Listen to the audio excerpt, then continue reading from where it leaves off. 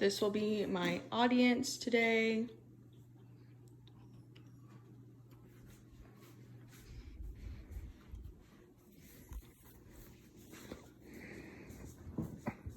Today we will be talking about influenza.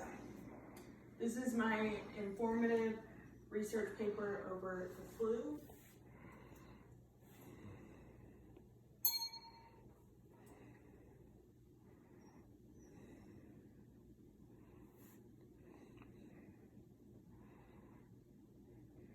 And this is my visual representation for the flu.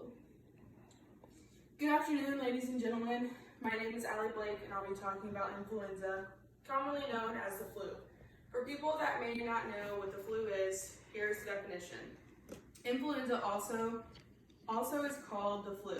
It is common but sometimes a serious viral infection on your lungs and airways. It can cause congestion, fever, headaches, and other symptoms.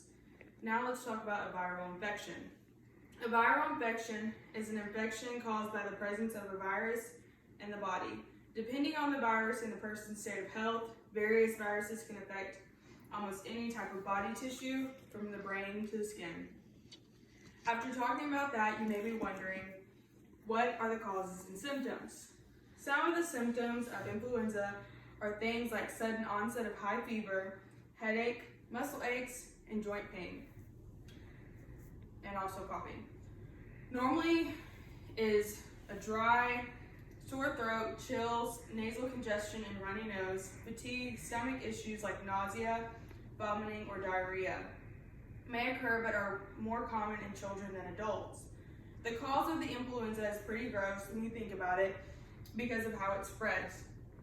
And it spreads by when the people with the flu cough, sneeze, or talk, sending droplets of the virus into the air and potentially into the mouths or noses of people who are nearby.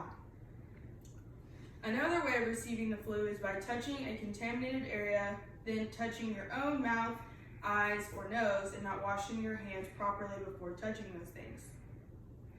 The only thing about the flu is there is a treatment for it called a vaccine. A vaccine is a shot that is received so you get exposed to the strand of the influenza. Your body already has the antibodies to fight off the flu. According to the CDC of how many people are affected by the flu each year, they say it affects 9 to 45 million people.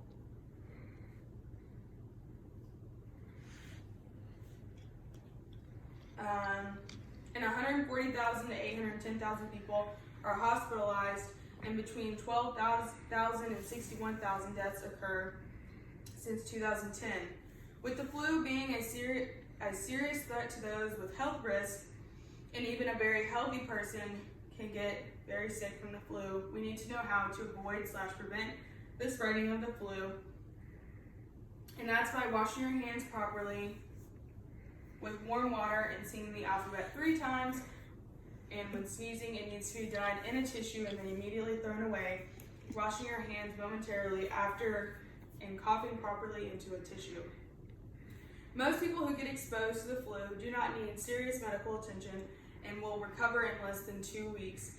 But people that do have higher risk from the flu are children younger than 5, adults older than 65, residents of long-term care facilities like nursing homes, pregnant women, postpartum women, weakened immune system, asthma, heart disease, kidney disease, liver disease, and people with diabetes are considered, and people that are considered to be very obese.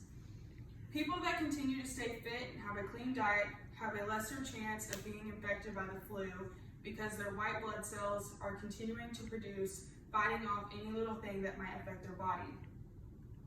Creating healthy habits during the flu season is the best thing you can do. Healthy habits are things along the lines of singing the happy birthday song while using hot water, coughing completely into your elbow, sneezing into your tissue, and then placing it into the trash. Some others would also agree that receiving the vaccine is another healthy habit to do when the flu season comes around.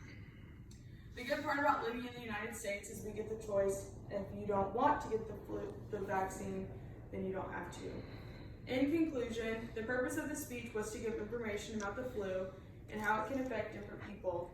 Different walks of life, no matter how big or small, how old or young, it comes every year and there is no avoiding it. The only thing we can do is to inform ourselves and to do our very best to stop from spreading/avoiding it. If you do the healthy habits, create or continue on a balanced diet, stay active, you will lower your chances of receiving the flu. If you do receive the flu, seek medical attention and stay at home until a fever is broken for more than 24 hours. Thank you.